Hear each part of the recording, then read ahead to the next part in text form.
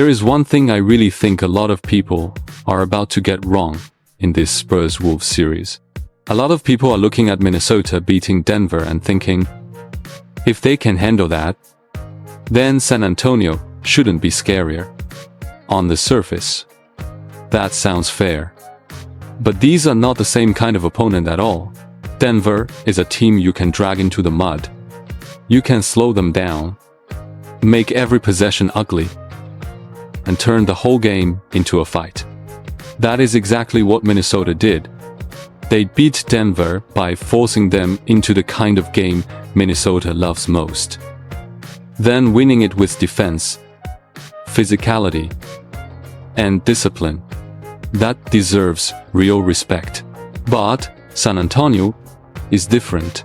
The scary thing about this Spurs team isn't just Wemby. Everybody already knows about Wemby. The real problem is that you can't solve San Antonio with one answer. This is not a team where you shut down one star and everything falls apart. You stop one option, another shows up. You survive one wave, and another is already coming. That's what makes this matchup tough for Minnesota. The Wolves are built to make games uncomfortable. They shrink space, crowd every drive, and force you into a style you never wanted to play. That's their strength. But San Antonio is not a team that depends on one clean rhythm to survive. They don't need Wemby carrying every possession. In fact, what makes them scary is that sometimes Wemby doesn't even have to dominate for them to still break you. That's the difference. He's not their only answer. He's just their biggest one. Fox can close games. Castle can get downhill and bend the defense. Harper already looks far calmer than the rookie should in these moments. And that whole group of wings means somebody is almost always ready to hurt you somewhere. That is why this team feels less like one superstar and more like a system, which is also why I think too many people are oversimplifying this as Wemby versus Gobert. That is a real storyline. No doubt. French national teammates. Two guys who know each other well. One representing the old standard of elite rim protection. The other looking like the future of the position. If you think that's the whole series, you're missing the bigger issue. This series may actually be decided by whether Minnesota can survive San Antonio's guard pressure. Because Wemby's impact isn't just about points or blocks. It's that the whole shape of the floor changes because he is there. You can't help too early. You can't rotate too late. You can't let your point of attack defense collapse. And the moment you start shifting too much because of him, everything else opens up. That's when Fox becomes dangerous. That's when Castle gets real lanes. That's when Harper starts playing comfortably. And once that happens, the Spurs stop feeling like a talented young team and start feeling like a real playoff machine. My first real prediction in this series is that Minnesota is going to spend the opening games trying to make Wemby uncomfortable early. Crowd his catches, bump him before he gets set, force him into decisions before he can settle in. That makes sense. But I'm not sure that approach holds for 7 games.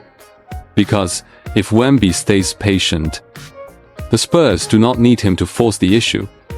They just need him to bend the defense long enough for somebody else to attack the gap. And that's where the Wolves' injuries become a major concern. Against San Antonio, your first line of defense cannot keep breaking. If Fox gets downhill too often, you're in trouble.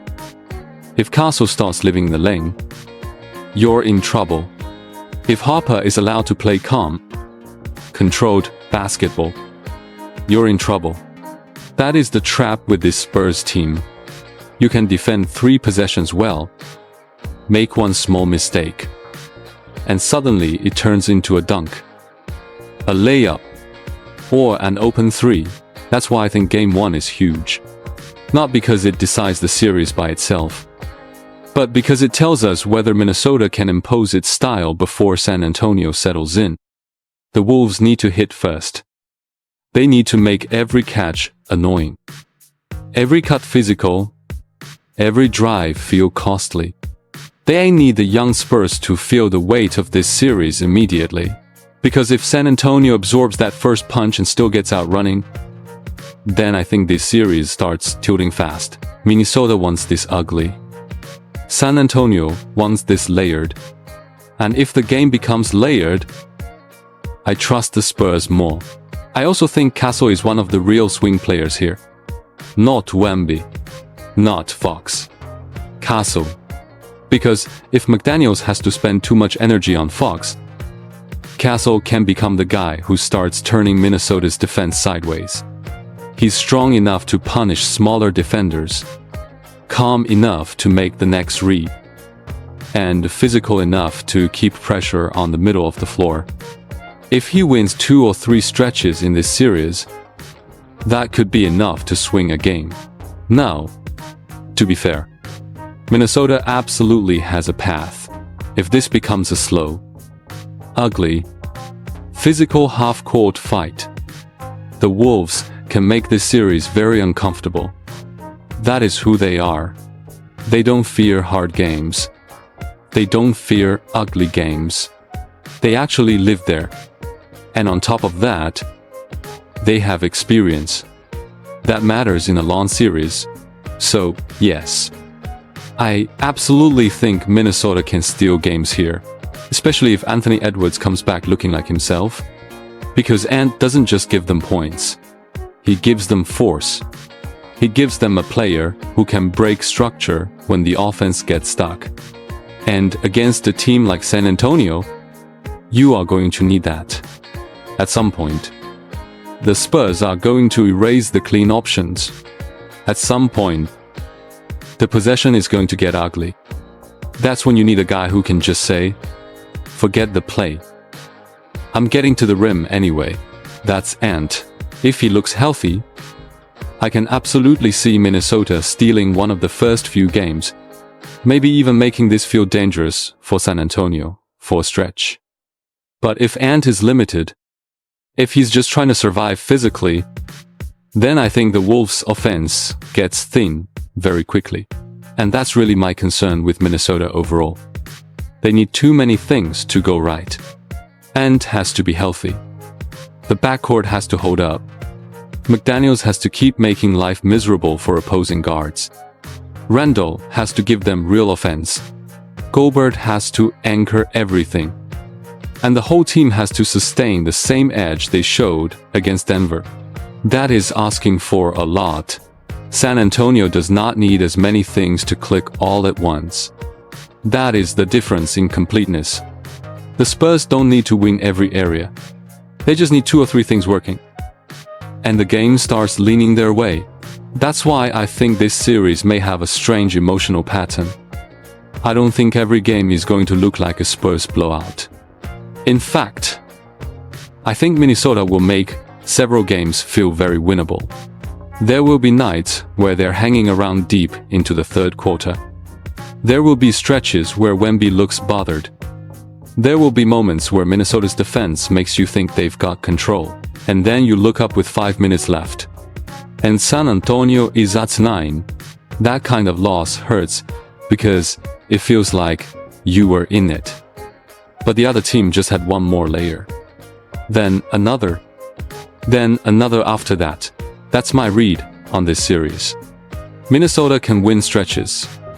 San Antonio can win games in more ways. If the series goes short, it's probably because the Spurs guard pressure cracks Minnesota earlier than expected. If it goes long, it's probably because Ant comes back strong and the Wolves turn every game into a war.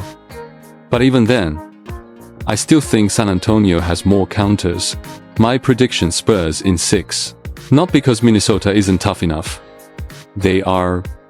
And not because Gobert can't make life hard on Wemby. He can. But this series is not about surviving a few possessions. It's about surviving a whole structure for 4 wins.